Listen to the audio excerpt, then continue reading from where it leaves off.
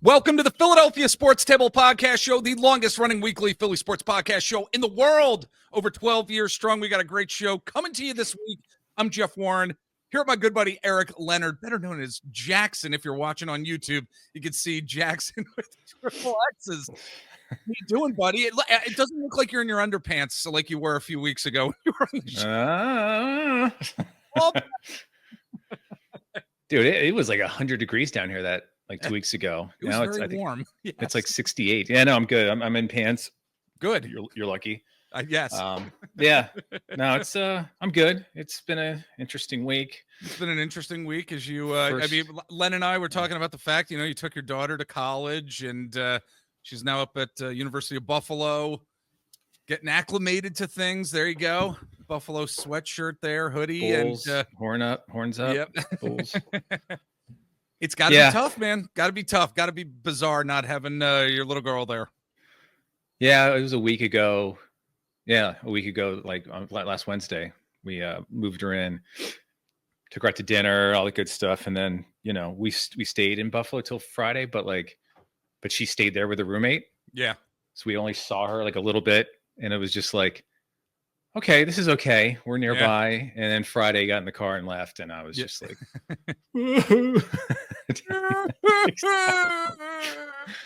it's just that like that's my little baby. I who's gonna protect her? I can't Yeah, exactly. Yeah, exactly. So. Oh my gosh. Yeah. Honestly, you looked because we saw each other this past week for my fantasy league. Yeah. And you and the guys were there, and in all honesty, you just looked like, I've been through some shit right now. I've been through some shit here personally. Oh God. Yeah. It was kind of one of those things. I haven't seen that look on your face too often. No, and I'm usually pretty, but yeah, I got to your house and I saw you guys actually, and I'm like, my guys, I need you right now. Yeah. I hugged Jeff before we left. Yes. And I was like, let's do the show this week, man. I need it. Yes. Thanks, man. I love you. We both need the show. I'm not kidding. The show is just like, we've talked about it how many times. It's like a therapeutic part of our lives at this point with everything that we have going on, whether children are leaving for college, stuff in the professional world going on for us as well. When we're here Wednesday nights doing this show in front of these microphones, now we're recording on videos, been doing that since April. Like, it's actually therapeutic for us.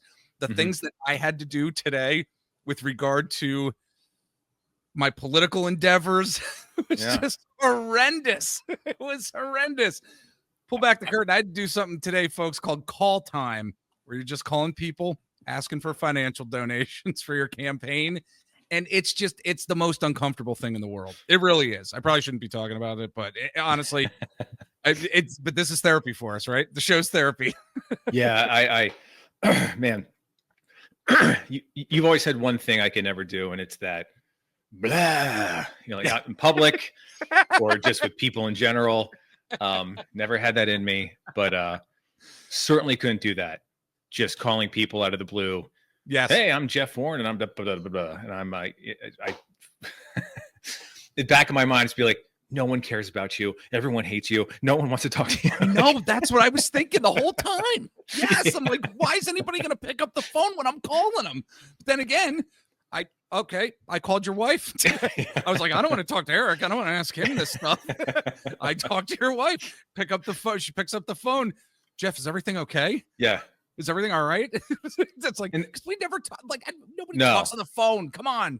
No, I mean, if I call you out of the clear blue on like the day of the show or something, you know it's probably It's like, hey, I'm parking the car now. I'm walking to the venue. Yeah. Like that kind of stuff. That type of show. Yeah. But if I called your wife, like an hour from now, I'm sure she'd be like, "Oh my God, what's wrong? Something horrible happened. Something's going on with Eric. He's calling me. Something's amiss." Like, yeah. Because nobody calls each other anymore. It's just ridiculous. I know. You were shocked to know that I still know your phone number, your cell number. You do. I could not believe it. I know. Gosh, what's going on in life? I still remember Len's parents' number. It's still their landline number. How about that?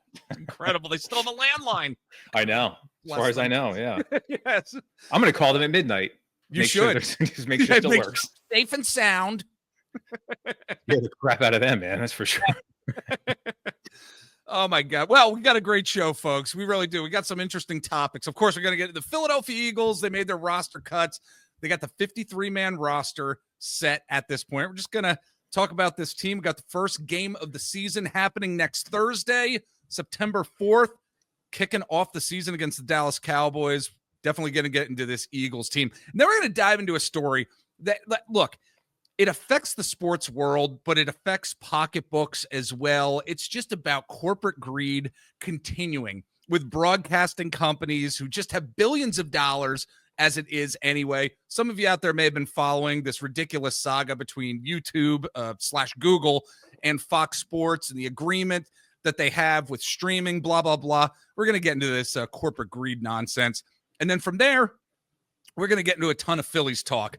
The first part of the Phillies talk this week is we got a brand new top 3 list. You know, when Eric and I are on, we love doing top 3 lists every now and again. So in light of Jordan Romano and his absolute horrendous season that he is having, especially as we are ending August here, we are going to be getting into the top 3 worst free agent signings by the Phillies in franchise history. Somehow, after doing this show for 12 years, we've never done this. I cannot believe we have not done this list before. But we're going to dive into that. And then what we're throwing down on the table, we've got our friend Michael Fisher from Fansided, thatballsoutofhere.com. He's going to jump on the show to get into some Philly storylines that we're following here, as this team has certainly been slipping with regard to the New York Mets and the series there. My God, just awful. So, oh boy. Exactly. Real quick, though, folks on YouTube, like and subscribe if you are new to watching us. If our video popped up and you're still here, we'd love to actually be on your screens more in the future. Yes, there you go. There we go. Eric's got the thumbs up there. Right. It was right where the thing was. Oh, was it? Right where the thumb was? Yeah. Nice. Right. And let's get into our first story here. It's going to be the Philadelphia Eagles. They made their roster cuts. They now have a 53-man roster for the season. Thoughts here? I got to tell you, Eric, I am a little concerned, even though, on our table talk show this past week, we talked about the Eagles and just how they're deep at a lot of positions, and they are, especially on the offensive side of the ball. They do have the second youngest roster in the entire league. And especially when it comes to a defense that doesn't have a veteran presence like Big Play Slay or CJ Gardner-Johnson. A lot of young guys in the secondary, and you look at the 53-man roster, you look at that list of guys and say to yourself, boy, if one of these guys goes down, if Reed Blankenship goes down, which is a possibility, guy plays tough all the time. Andrew Makuba, he's been nursing an injury throughout training camp as well. If something were to happen to him, Quinyon Mitchell, God forbid, he's cornerback 1, cornerback 2, probably going to be a rotation of a few guys, Adoree Jackson, Keely Ringo, and oh my gosh, why am I forgetting? Jacorian Bennett. That's Jacorian Bennett, yeah. Who knows? Maybe Cooper DeJean goes on the outside. I think he's going to stay inside in the slot. But man, I'm still not feeling wonderful. I'm not feeling wonderful about the young aspect of how this secondary is actually looking coming into the season. And maybe, I don't know, maybe I'm trying to find something to complain about. I don't think I am. I think the concern is legit. So that's where I'm at right now. After the 53-man roster has now been set, that's where I'm at. Where are you at here? I mean, it's a little scary. It's probably the one position we talked before the show. It's the one position on the roster that you're one major injury away from like a debacle. You know, like, I mean, God forbid Quinyon goes down at one point. Then you're a heap of shit. That'd be true. Yes. I mean, it's going to be a full rotation. I mean, it's going to be interesting what the defensive coordinator wants to do here, because he had a kind of a wealth of cornerbacks last year and safeties, really. And it does suck because like certain areas on the field got butchered in free agency. We lost players. Yeah. But that didn't really tap into the secondary. Like Darius Slay we just basically cut, right? We just didn't re-sign him. Yeah. And we traded Gardner-Johnson for That's the one thing I'll ding Howie on. And I know Gardner Johnson's out for the year, I believe, right, with a bad injury. It is, yeah. I'm not sure if it's for the year, but it's a significant injury that he has. Yeah, I mean, regardless of that, like that trade with the Texans was bad. You know, the guy they got back, they cut. They basically got nothing for C.J. Gardner Johnson, a key component of that secondary in the Super Bowl team last year. I will give Howie a ding on that one. But yeah, it would have been nice to have one of those two come back just to fill a space, you know, in this rotation, because like I said, like DeJean or Mitchell injury, you're screwed. You got some young players. I do like that they have a lot of good young players. They did spend another high draft pick in Makuba, second round, super duper smart. Reed Blankenship, great story, you know, very talented. Do I want him as my starter every down safety? You know, like I'm okay with the rotation. So it is good they have some extra bodies in there. We just need one of those young guys, whether it be Kylie or is it Kylie, right? Keely Ringo, Ringo, and or Makuba steps up and, you know, and gives you a little bit of what DeJean and Mitchell gave you last year. Obviously not full on like that. It's probably not going to happen like that. Yeah. No, and the good thing too, I just thought of, like, Quenya Mitchell played. I've looked at the stats before. He played like the third most downs of any cornerback last year. Yeah. And one of the all times as a rookie. He just didn't go out ever. Yeah. You're hoping he has that same durability this year, because he is obviously the key to this whole thing. Yeah, absolutely. Look, you know, from an offensive perspective, I think this team is really deep, and I think that the conventional wisdom says that. It really is bizarre during this time of year how Eagles writers, content creators, they're just looking to like pick at anything. I think the discussion we just had about the defense, their youth, what's happened with the secondary, very legitimate. But man, when you've got people like talking about, oh, the quarterback position behind Jalen Hurts and this and that, oh, and Tanner McKee's injured, and how long is he going to be? Yeah, how long is he going to be injured? Like, people just really grasping at straws and stuff. I find it a little bit bizarre. I think this offense is honestly going to be such a powerhouse that perhaps defensive dominance isn't going to be absolutely necessary. I mean, for God's sake, what the Eagles did last year, last two games of the season, the NFC Championship game against the Commanders, and then of course the Super Bowl, just absolutely whipping the hell out of the Chiefs. If that offense can be sustained and they just get into it this season, this team's going to be fine. Offensively, they're going to be totally fine. We talked about the secondary. That's a legit discussion. Yeah. We didn't talk about the front seven, there's a murderer's row up there of talent. Yeah. They just keep drafting Alabama and Georgia players. Jihad Campbell looked pretty damn good in preseason. Yes. I mean, you got Nolan Smith, you got Nakobe Dean. Yeah. Like, you're not your traditional defensive ends, but it doesn't really matter in the NFL anymore. Yeah. Zach Bond is still going to kill. Yeah. Yeah. And then to cement it, to put it all together, you have two of the best young defensive tackles, maybe the best defensive tackle in football, right in the middle. Yes. It's like, what a brilliant move to take those guys back to back, because they just solidified everything last year, and they're just going to get better, right? I mean, I'm sure Jalen Carter was like, yeah, that was fun. I want to kill more people. Like, yeah, basically punching Mahomes in the face on national television had to be right up his alley. He had to feel so good. And I love how the two of them are growing together.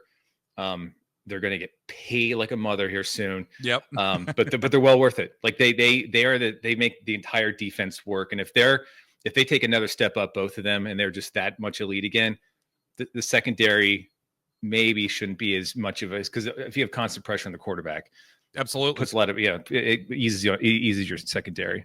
Yep, absolutely. All right, let us know what you're thinking. Philadelphia Sports Table at gmail.com. That's our email. We'd love to hear from you. Shoot us off an email. We will respond to it here on the show. If you're watching on YouTube, let us know in the comments what you're thinking about this Eagles upcoming season, this 53-man roster, the defense that Eric and I were talking about. Again, leave it in the comments. We'd love to hear from you and respond to you as well. That being said, let's move on to this next story here. So this next story and topic here, it just absolutely pissed me off this past week. We're talking about corporate greed just continuing with broadcasting companies, streaming companies who just, they have billions of dollars to basically play with.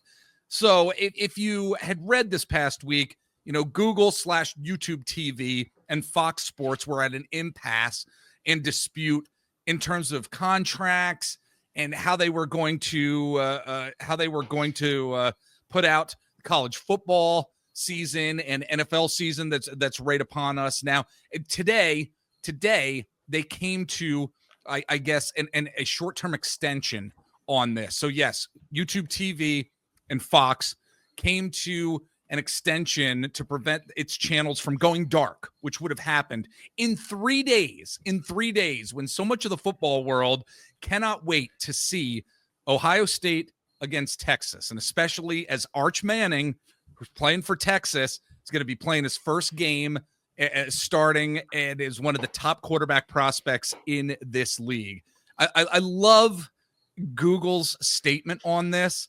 In a blog post, they said, "We've reached a short-term extension with Fox to prevent disruption to YouTube TV subscribers as we continue to work on a new agreement." This is my favorite part. "We are committed to advocating on behalf of our subscribers as we work toward a fair deal, and we'll keep you updated on the progress." No, you are not committed to advocating on behalf of any subscriber at all. At all. The 9.4 million YouTube TV subscribers, you are not committed at all. You want billions of dollars. You want the tech oligarchy and the power that they now have within the world. It's incredible. The greed is incredible. And I know I'm going off on this here, but it never ceases to amaze me how these tech oligarchs, they can't get enough power. They can't get enough money. I mean, how many billions of dollars, hundreds of billions of dollars is enough for these folks? I can't wrap my head around it, Eric. I can't wrap my head around it here. It's amazing. So we're not going to, quote, have to suffer because of their inaction and their greed right now, but maybe in the future, who knows? Something tells me they'll come to an agreement and we'll be paying for the difference. Oh, you think? Yeah, I think that might be it. Yeah. You're onto something, buddy. but if you read in the article, YouTube and Google did say if Fox does go offline for an extended amount of time, $10 credit. Ooh. To each subscriber. Oh, I have to thank them. I'll send them an email and say thank you very much for looking out for us, your subscribers. Man, that'll pay for maybe a month of service. God, what a bunch of fucking degenerate pieces of shit. I cannot stand these people. I probably shouldn't be saying that right now, but I can't stand this. I cannot stand this. It just gets too much. It's too much. It's too much. Well, it's almost like capitalism. Like the cornerstone is fuck the customer. Yeah, who knew? And I'm not going off on some socialist bullshit. I know. I could, but I will say this: like, this has been going on forever. Okay, it has. We've been caught in the middle, and I'm watching the Cowboys documentary on Netflix that I pay for, streaming service. Yep. And they talked about the mid 90s when Jimmy Jones made the deal with Fox Jerry Jones, sorry. Yeah. And made that deal on his own outside of the, like, with basically without the owner's consent. And it really was one of the first dominoes that kicked off this, like, because I think they bought it. Fox bought it for like 1.6 billion, which at the time was like unheard of. It was crazy, a massive number. Yeah. They were talking hundreds of millions, and then Murdoch said 1.6, and I think that's where it really kicked off, because and since then, like the NBA, Major League Baseball, they've all had, like, in the NFL, have gone from different networks, and now you're into the streaming world. And unfortunately, what the contamination of what happened with sports in with the networks has now seeped into all of the streaming services, because that's what we're all on now. Yes. And they continue to raise their prices, by the way, constantly. And that, again, they got us by the balls. Like, yes. Okay, screw all you. I'm going to go back to Comcast. I'm just going to have cable, right? Yeah, I know. Well, now I can't. But now I have to get Netflix. shoot, knock the mic over. That's how angry I am. Getting emotional. Yes, getting emotional. Seriously, every few months, I feel like we're getting some sort of increase. You know, whether it's Netflix, whether it's Hulu, because I have Hulu Live to watch stuff now. You know, and it's like I feel like I'm paying just as much now as I did back when I had cable. I'm paying more now than when I had cable. Yes. That, like when it all started, we were like, oh yeah, screw the cable companies, and then like 5 years later, like, we kind of figured it out. Mm-hmm. Now you owe a bunch of us. Well, eventually you're going to owe one person. It's either Elon or the Amazon guy. But yeah, it is crazy because like the other day, I'm like, I go to Hulu to put the Phillies on. I'm like, what is, I don't, it's nowhere. What is happening? Yeah. And I look it up and it says it's only on Roku TV. Yeah. I'm like, what the fuck are we doing? Like, I have to go to a different TV in the house. Yeah. Log into my Roku account that I'm paying for. It's just, oh my God. Like, I know. And you know what's going to happen? Someday we're all going to no, we're not. No, it's yeah, exactly. We're going to keep taking up. Yeah, we're going to keep taking it right up the rear. It's going to work. Like, you mean we're not going to stand up and fight this stuff? No, we never have over anything. I know. Oh, it's a great way to end this first segment here before we go to break. Follow us on the socials out there, folks. We are on Twitter /X at Philadelphia PST. You can follow me at Jeffrey_Warren and Eric over at Brick Pollitt. We're also on Instagram, like our Facebook page. We're on Threads too. Eric and I are over on Blue Sky. You can follow him at Brick Pollitt, me at at Jeff Warren over on Blue Sky. I'm also on the TikTok as well at Mr. Jeff Warren. So we got some more good stuff coming your way. We got a lot of Phillies talk, new top 3 list. We're going to take a break. We'll be back with more Phillies talk, or I should say we're going to be back with Phillies talk. Stick with us. All right, we are back. We're going to get into our top 3 list here. I love the top 3 list that we do here. So to commemorate Jordan Romano and his incredible season here thus far. Let's just be interesting honest. Term for it, but yeah. It's going down as one of the worst free agent signings by the Phillies in the past couple of decades for sure. But we wanted to get into our top 3 list right now of worst free agent signings by the Phillies in franchise history. I'll say that Jordan Romano is not on the list yet. Like maybe 10 years from now, he'll be on the list. But Jordan Romano is not on our list here at this point. Okay. Right, he's not on your list, right?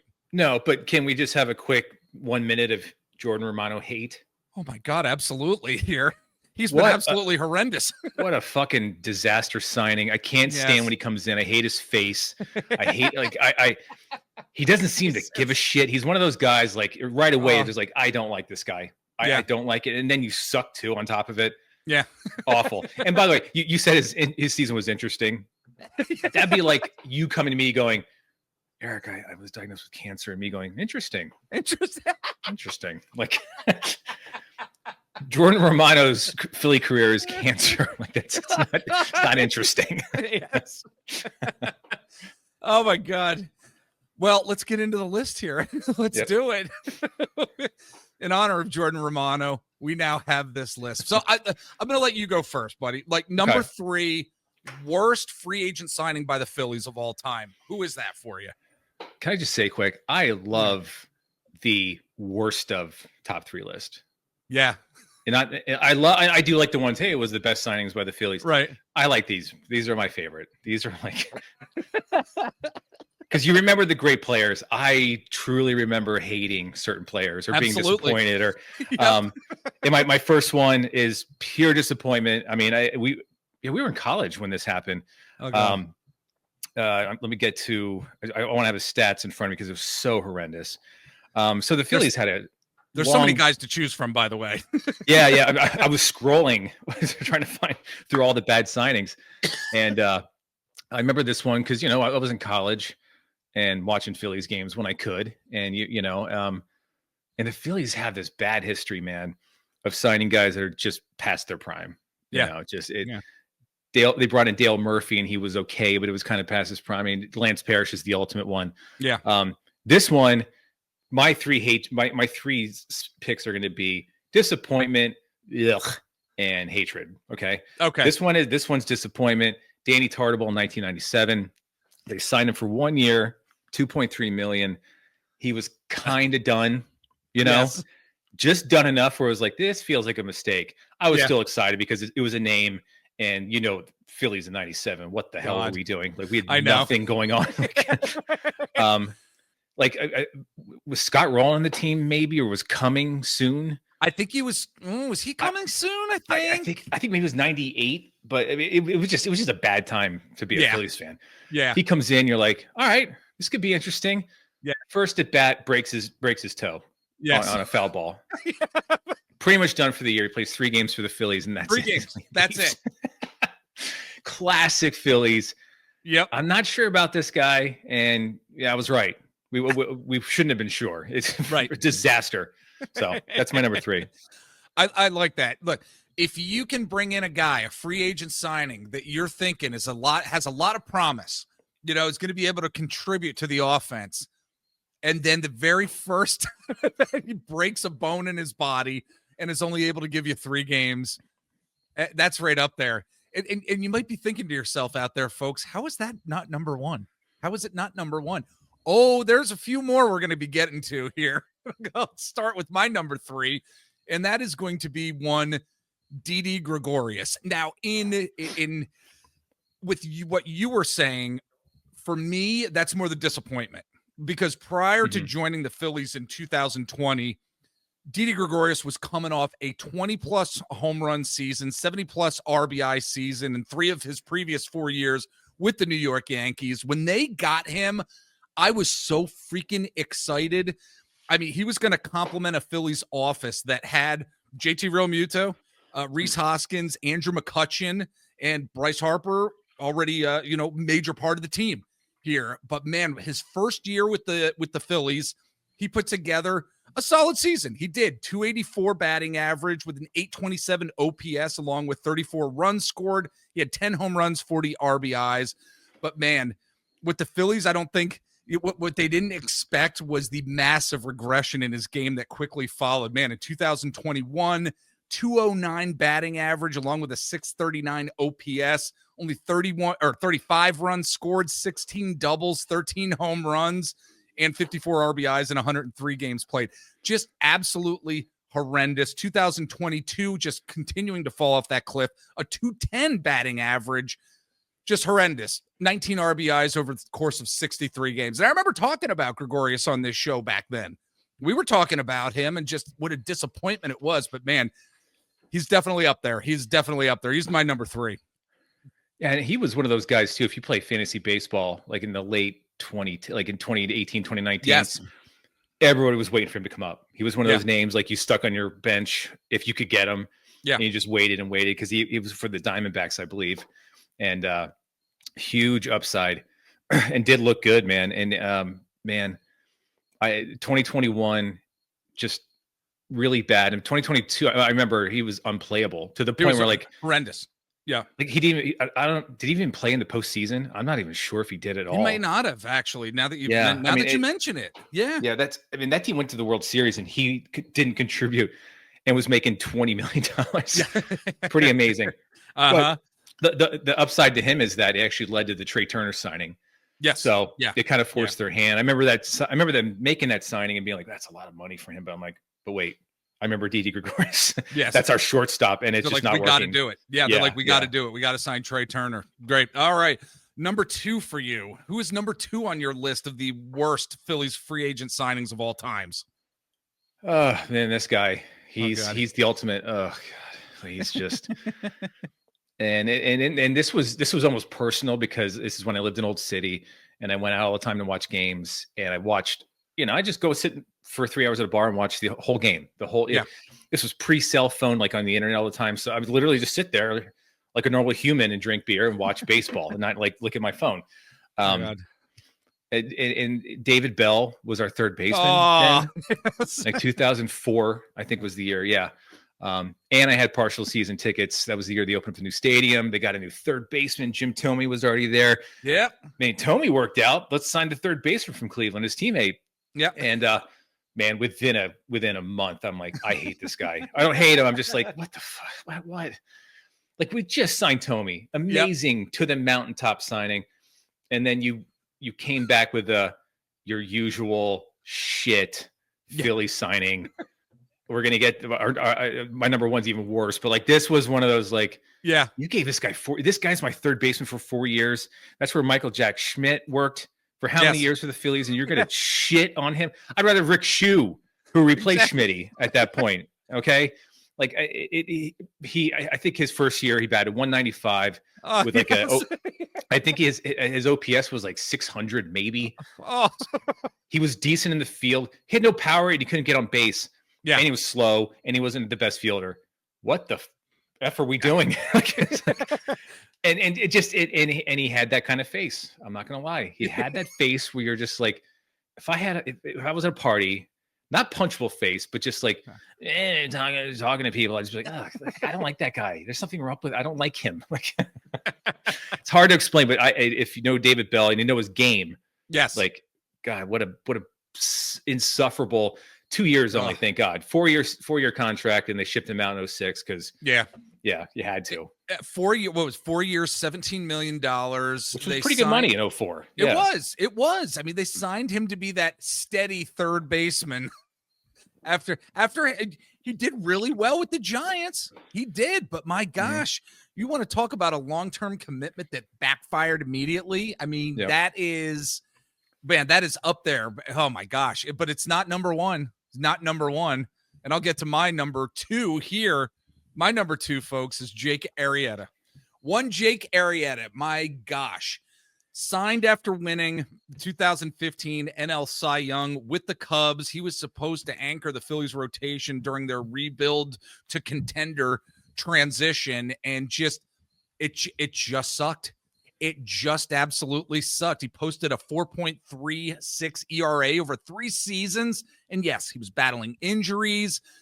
He was publicly clashing with teammates and the media, just never delivered that ace level performance that they brought him in at 3 years, $75 million back in 2018. And the Phillies missed the playoffs all 3 years of his contract, man. All 3 years, of course. Yeah, and he was one of those guys when they signed him, even though he won the Cy Young, people were kind of like whispering, he might be done.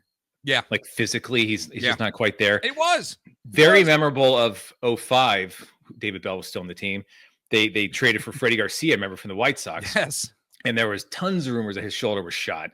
And I was actually at one of the games he pitched, and he was hitting like 88 on his fastball. Yeah. And the whole crowd was like, God. Oh boy. He's supposed to be hitting like 95, 96. This ain't good. Oh my God. All right. Well, that's our number twos. Number one here for you, buddy. Who's your number one? I mean, we're the same age. I think we may have the same person. We got to have the same one. It's got to be Adam Eaton. Adam Eaton, yes. Who? So the first one was disappointment. The next one was bleh. The last one was hatred. I don't hate the man. I don't want to wish him any ill will, but I hate his performance. I hate like everything he represented. Yeah. He pitched to contact. He had like no attitude on the mound. When you suck and you just walk off like, all right, like that's awesome if you come back and win the next game. He never did that. Right. He was aloof. He was a shitty interview. He was like kind of prickly to the fans and the reporters too. Yep. And if you're performing, you can kind of get away with that.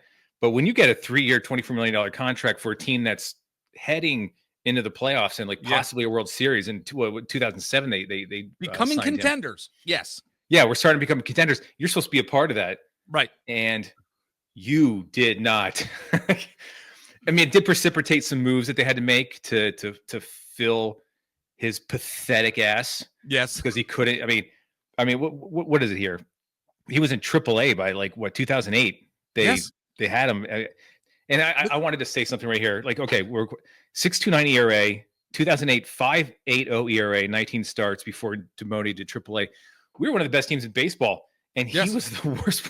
We somehow overcame his shittiness. He was one of the worst among Major League Baseball starters that year in 2007. What'd you say? Was it 6.10 ERA? 6.10 ERA or 5.80 ERA in 2008. Yep. 2000. Oh, I was talking about 2007. 2007. 6.29. Yeah. Yep. Yeah. Oh my gosh! Like with multiple starts, like way too many starts, and 19 starts in 08 on a team that like we were going places, and I'm just like every time he was out there in the mountain and he threw a dud, I'm like, what do we do? We can't do this. And then they got Joe Blanton, thank God, at the trade deadline. Yeah. Who was a much better, much more likable version of him. He pitched to contact, whatever. But his stuff was kind of shit too. Blanton actually gave a shit. He was one of those players that I never felt like Adam Eaton gave a shit about baseball or anything. And I mean, I text my brother for the show and I'm like, who's your least favorite Philly the past like 20 years? Adam Eaton came back in 2 seconds. Everybody dislikes the guy. If you're a Phillies fan our age, like he's one of your number one, like, oh God, I hate Adam Eaton. Look, I want to put this out there too. When we're going through this list here, like I'm glad guys get their money. How many times have we talked about on this podcast platform when guys are paid? Good for them getting their money. Again, these are billionaire owners who are able to pay this money. I don't begrudge them at all for the money that they get. No. Like it does bother me at times when people are like, oh, David Bell, 4 years, 17 million back in 2023, stole that money from the team. You know what? I really don't care about that. What I care about is the performance. These guys actually giving a shit when they're on the field or on the mound, in the batter's box. That's what I actually care about. It's not about the contract. It's about the actual performance and the attitude of the player, especially when they're in the city of Philadelphia too. There's a different type of attitude that players have to have coming here, whether they sign in free agency, like we were just talking about with these players, whether you're traded or whatever. When you're in Philadelphia, it is a different sports scene. And a lot of these guys here just didn't get it. Well, especially how the Phillies ended in 06. Like that just absolute upswing. It was like, okay, this team is rocketing, man. Yep. 2007, they make the playoffs. They made that huge run, and they signed him before that. He's actually part of that run, even though he did horribly. And then there was a certain point in 08, I'm like, he's gonna fuck this run up. Like, he can't be on my team. This might actually happen this year, and it has nothing to do with money. Believe me, he's probably in Florida, retired. He doesn't give a shit about us, right? Or his baseball career. But like, you stunk, and you almost screwed up my team. Yes, David probably could have played that last year, 97. He broke his toe and he had 7 at bats. Yeah, the whole season. You couldn't come back from broken toe. Obviously, you took the money. I'm like, I'm done. Screw this shit. I hate exactly. Anyway. David Bell, like, you made your money, but guess what? You just weren't very good. And I just didn't like you. Like, yeah, exactly. We didn't like you out there. No, and you did nothing to help the team, really. So that's all it is. I don't care about the money part. Yeah. That was a great segment. I love it. I'm telling you, therapeutic. I absolutely needed the show this week. We should do worst 3 lists every week. Those I get jonesed up for. Like when you do the best stuff, I'm like, I kind of know. Yeah. But then when it's like a hate list, I'm like, ooh, here we go. You really dig in. Yes. An 84 OPS plus. Oh my God. Let me write that down. We got to talk about it. Exactly. All right, buddy. Well, I'm going to let you go because we do have an interview this week. Folks, we are going to be getting to our good friend from thatballsoutahere.com, Michael Fisher, in just a minute or so here. Any final thoughts, buddy, before we head out this week? I mean, we got the NFL season starting. You know, look, Flyers hockey is going to be here before we know it. Believe it or not, a couple weeks before camp starts here. And you know what that is? Hockey, the sport. You know.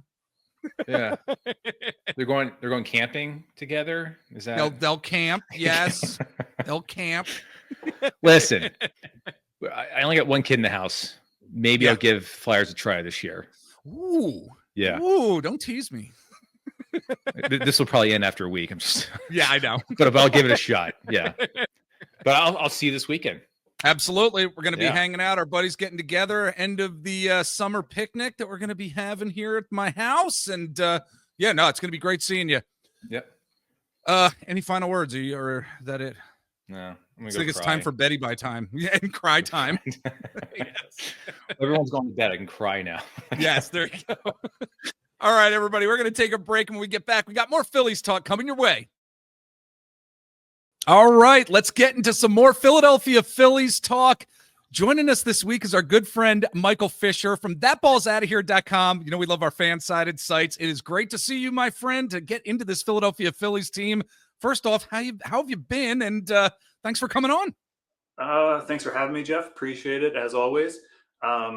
I've been good. Good. You know, it's, as you know, the Phillies are a roller coaster. So Yep. my summer has gone along the way they're going. So Yep. up and down, up and down.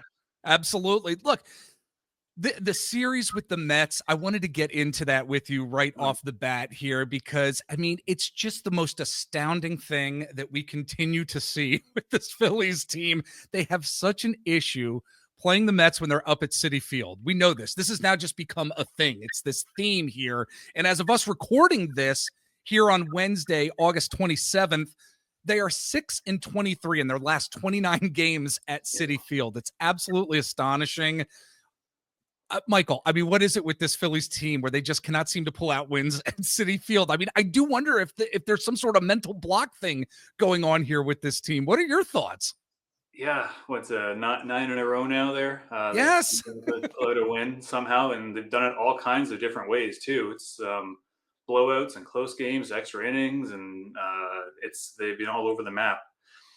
It'd be nice to know that there's an easy answer to it. It's been tough to watch, that's for sure. Absolutely. Going in this week, it was such a big series. Very important. Trying to expand that lead and kind of bury the Mets, but they're not going away. And it'd be nice to be able to blame it on like a mental block. It's hard to, though, with such a veteran laden team. Yep. It's not like you got a team of young players that haven't done this before or haven't been in this position before. They had the same thing last year when they were trying to fend the Mets off down the stretch there. And things didn't go great at Citi Field, especially in September. And yeah. But they did it. So I don't know. It could be just baseball, as they say. It could be. Yes. It's just one of those things. Like, even like you think of the players that have been there for all these losses, and they've got baggage. Obviously, they're human. But someone like Duran, he's been there 3 weeks. I know. and then he gives up 4 straight hits last night. So yeah. That's not something where you're bringing in someone who's had that experience before in Citi Field against the Mets. So yeah, it's tough to know what the answer is. I don't think anyone knows. They don't seem to know. Yeah, based on all the post game comments and interviews. I try to look at this in the context, though, also, Michael, of okay, the Phillies are still up 5 games on the Mets in the NL East, and this record at Citi Field is the way that it is. And like, what does that actually say about the New York Mets? That's the context that I'm trying to think of this in as well, but trying to at least have some sort of silver lining and positive aspect of this. Yeah. They went in with a nice cushion. Yes. Because the Mets had been playing so poorly in the second half, especially. Yeah. Aside from being completely biased, I don't know how good the Mets actually are. They look amazing against us. I don't know. But again, the Phillies looked amazing going into the series. I don't know. It's mind-boggling. It is. It's one of those things where you really hope they can pull out the series finale tonight. And then they hopefully not get swept. Yeah, exactly. Because then they got 4 more back at home later on. And I don't know. Maybe they'll be there again in the postseason. Maybe. Who knows? You kind of want to slay that dragon at least once before you have to go back there, if you do. Absolutely. And folks, we'd love to hear from you out there. PhiladelphiaSportsTable@gmail.com. Shoot us off an email. Let us know what your thoughts are with regard to the Phillies when they played at Citi Field. I would absolutely love to hear from you. Read your email here on the show and respond to it. But moving along here, and I don't want to be so doom and gloom, because this team is still first in the NL East. They are still first, again, by 5 games. But my co-host Eric and I, we just got done briefly talking about Jordan Romano and how painful this season has been for him and for us fans who've been watching him on the mound, Michael. He's now on the IL. And look, I remember when the season initially started, and I'm hoping we can get to that context. When the season started, most of us said there was a lot of unknowns with Jordan Romano. It's either going to work really, really well, or it's not really going to work at all based on what his career has been over the past like couple seasons, like with injuries and just where he's at. We knew it was a gamble. It was a gamble that Dave Dombrowski made. And as of now, as of us recording this here, yes, it has not panned out, that particular sign. I mean, things just happen in baseball sometimes. We know that. Again, a gamble that hasn't paid off. What do you take away from this particular signing and something that I would actually call this offseason experiment that didn't work out here? What are your thoughts? Yeah, anytime you bring in a guy that is coming off a season of injuries, he barely pitched last year. It was barely a season for him. It's a gamble. It's an experiment, whatever you want to, a risk, whatever you want to call it. And like, it's just, they were obviously looking at the glass half full when they made that decision and during the winter meetings there. I don't think anyone expected his ceiling to be as high as when he was with Toronto, saving 36 saves. I think just 2 seasons ago he had 36 saves, and 36 the year before that. He's got 105 with Toronto. Full disclosure, originally a Blue Jays fan here. I watched that. I watched him. He was just dominant. So this has been real tough to watch on multiple fronts. They signed him when his velo looked good in the winter, right? He threw for them. Yes. Did anyone, I don't know, could anyone predict that the floor would be this low? Even that's if the thing, going to be that high. Yes. I don't know, maybe like a 4.5, 5 ERA, like Joe Ross finished with a 5.11, 5.12 ERA or something before they released him. Like, okay, that's a bad season, but 8.23 or whatever Romano has now on the IL. He took, I think he said, forget the floor. He just took the elevator straight down to like sub basement D or something. It was a disaster all around. Like, you can't sugarcoat it. Yeah. But the thing is, though, that sometimes in baseball, things just don't work out. We don't have crystal balls. And you know what? Sometimes things do work out, like a signing like Kyle Schwarber from years ago. I mean, that has certainly worked out. And we see him playing his best baseball here in 2025. He's playing better baseball than he has the past few years, amazingly enough. You put him on he's the DH. It has worked out. Sometimes it works out in baseball. Sometimes it doesn't work out in baseball. And I think that's just something that as Phillies fans and just baseball fans in general, we really need to keep in mind. But as I say that too, there is another aspect of this team that I'm just so thoroughly concerned about. And I think Phillies Nation in general is concerned about it. And it's what's going to happen with this starting rotation down the stretch.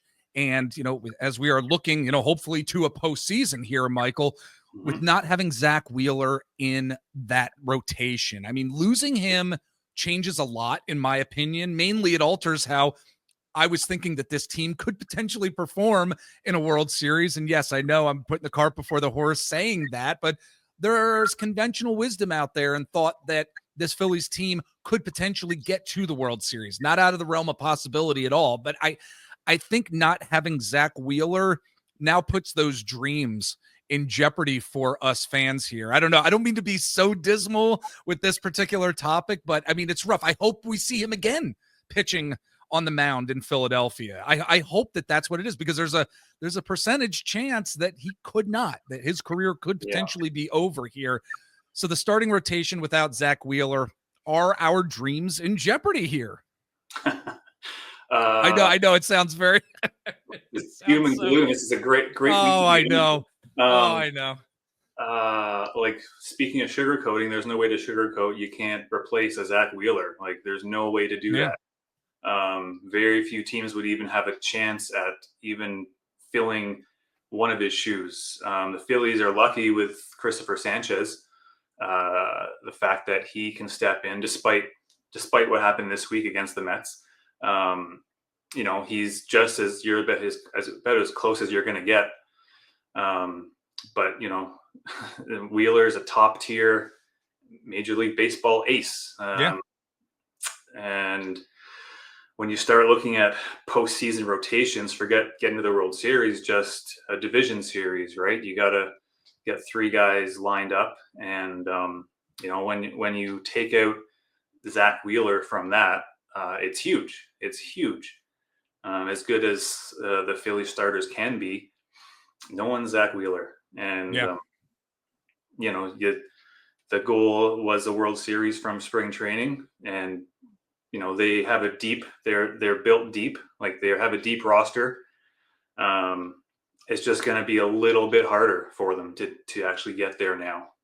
Do you think that, like, and I'm sorry to interrupt, but I think about that ace situation that the Phillies had with Zack Wheeler, and I wonder if, and you hate to put it on somebody, that, okay, you have to be that ace, but can Chris Sanchez be that next Zack Wheeler for this team during the postseason? Like, can he be that dominant piece? I do think that there is that possibility there. There is a ceiling for that to happen, but it's going to have to be almost kind of a perfect pitching type of situation, I think, for him to be in. I don't know. Do you think the same thing?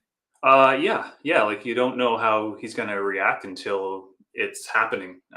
It's first time doing that, and it's not like he has the years of experience built up like Wheeler has.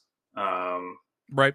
Anything can happen in the playoffs. That's what they're all about. Like, last year, the Phillies wasted an incredible Wheeler start in Game 1 of the NLDS. Right. Yep. He was amazing, and they still lost that game. Like, it's you never know what's going to happen. And Sanchez can go out and toss Game 1 7 innings shutout, and you don't know. They got to have everything clicking at the same time. But I think, based on what he's done over the last year and a half, he's the guy they're going to have to lean on. So hopefully mentally he's ready to take the reins. Yep, absolutely. All right. Again, folks, we're talking to Michael Fisher here from thatballsoutofhere.com.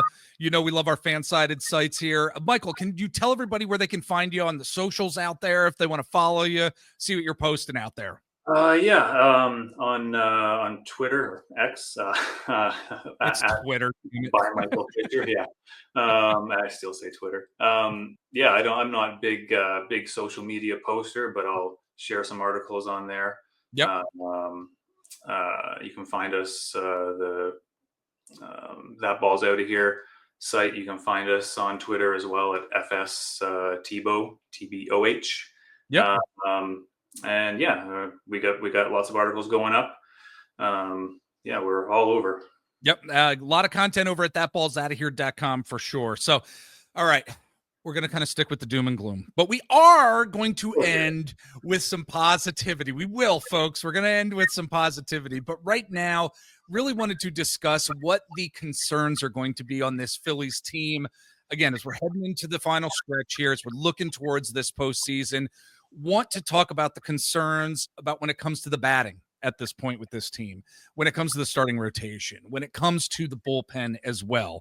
So let's start talking with these concerns here. Get your opinions here, Michael. Let's start with batting. What should we be most concerned with when it comes to the batting at this point with this Phillies team, and why? I think every fan might tell you the same thing. It's the inconsistency.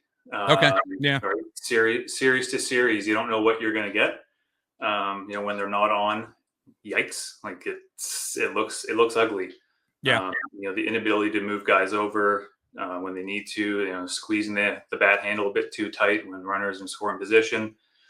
We know they got the horses to do it. They did it a week ago. So yes, I don't think there's any specific thing, because it's going to take everyone, chipping in over the course of the next month. It can't be one guy carrying the team the whole time. And they have guys that can do that, but they need to get everyone pulling the same direction. Yeah. Let's talk about the starting rotation. Biggest concerns about the starting rotation. I'm wondering if yours is going to be something similar to mine, which is, Aaron Nola.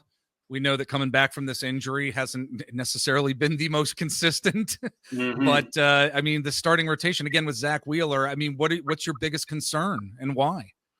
Nola for sure. Okay. Because we don't know. Like obviously before he was on the IL, it wasn't going well. It was rough. Yes. So yeah, we really need him to be the veteran, close to as ace as he can be. But really, I think it's like you can't really worry about like for the rotation as a whole, the day to day. They've shown that they are one of the top rotations. Even without Zack Wheeler, the guys can pitch. They can go out every day and keep the team in the game. I think, and kind of like Nola, just the health. I don't know if they can overcome another injury. It's the health. Like they seem to have found something with Taijuan Walker this year. Like he's really stepped in and helped fill that fifth spot. But if they lose another guy, that's nothing you can do about that either. But it's always kind of in the back of your mind now. And their depth isn't as deep as we thought it was 3 months ago. Yeah, very good point. Very good point for sure. Let's talk about the bullpen here. Biggest concern with the bullpen and why? I don't know if I'd call it a concern. Just the recent regression from Duran. Okay. I wouldn't say I'm concerned about him because he has a track record. But in the games since he took that comebacker off the ankle, he's given up more hits than he's had strikeouts. Yeah. Like the velocity's still there. Like he looks good, but he's given up more hard contact, even though some of the hits have been pretty cheeky. I was just looking at the 5 games since he took that off the ankle. His average exit velo is up to 96.7 miles per hour. His season average 89.3. So yeah, like there have been some, as they call them, lucky hits, down the lines and finding holes, but there has been a lot of hard contact, and it just is it bad luck? It makes you wonder though, right? It's like, I don't know. There's going to be regression. Like he hasn't had a sub-2 ERA since his rookie season. Right. So, there's regression. He just happens to be right now. I don't know. So, again, it's baseball, right? The ebbs and flows of baseball. That's what we are seeing right now in many ways on this Phillies team. So, all right. Well, let's end on a positive note here. Okay. Yes. Let's end on a positive note here, Michael. Let's talk about now. We were just talking about the concerns. Let's talk about the high hopes we have for this Phillies team in terms of the bats, in terms of the starting rotation and the bullpen. Let's start off with batting. What do you have who do you have the highest hopes for? I'm thinking Kyle Schwarber somewhere around there, perhaps. Well, it's hard not to have high hopes about him. Yeah, a little bit of funk right now, the last week or so, but he's gonna get 50. He's gonna hit 50, and he'll probably do it when when he gets hot again. He'll do it in like 3 games probably. Yep. Just the other veterans in the lineup. Because I said before, when they click, it's a beautiful thing to watch. Yes. But yeah, I think seeing Schwarber, leading the majors in RBIs, he's gonna get 50. Only the second Philly to do that, so that's going to be a pretty big milestone. Yeah, absolutely. All right. Well, let's move to the starting rotation. Is there anyone in the starting rotation you really got the high hopes for? And, maybe whether it's Chris Sanchez, maybe outside of Chris Sanchez, what are you thinking? Outside of Sanchez, Ranger, I think. Okay. Yep. Because he went through that little funk, had a handful of starts where we're kind of holding our breath thinking, oh, is this like second half of last year? Right. Is there something wrong with his back again? Like, what is going on with this guy? And then since then he's taken that step forward again. So I think down the stretch in the last month, he's going to have to be a big part, and I think he will be. Yeah, 3.07 ERA as of us recording this. not too shabby, you know, given some shakiness here and there for sure. So yeah, he wants to get paid. yeah, absolutely. Don't they all? Don't they all? Yeah. Yes. Yeah. All right. Well, to end it here, the bullpen. Okay, you have high hopes for the bullpen. Who's that guy that you think, okay, things are going to be great, things are going to be fantastic? What are your thoughts? I don't know if there's one. I think Okay. as a collective, based on the the trials and tribulations that we've all endured this season. Yep. The personnel changes they made, just from in the last month. They've got Alvarado back for the rest of the regular season. Brought in Duran, brought in Robertson, Ross and Romano. They're out. Romano for now, anyway. Maybe Trevino can figure something out. The makeup of it just looks better than what they've had. They just have to execute. And it looks like a pretty good bullpen now. Yeah. Going to be interesting to see On with paper. Trevino on paper. Yes. But with Trevino, with Lou Trevino coming in here, the hometown story could be really great just in terms of the actual story itself. It's going to be really interesting. If it's one of those things that works out, right? Yep, absolutely. Absolutely. Again, folks, he's Michael Fisher from thatballsoutaofhere.com. Head on over to @bymichaelfisher over on the Twitter/X and, give him a follow for sure. Michael, great having you on. Thank you so much. Let's talk again down the road. Let's talk baseball. I'd love to have you back on the show, my friend. Thanks for having me. Appreciate it. It was great.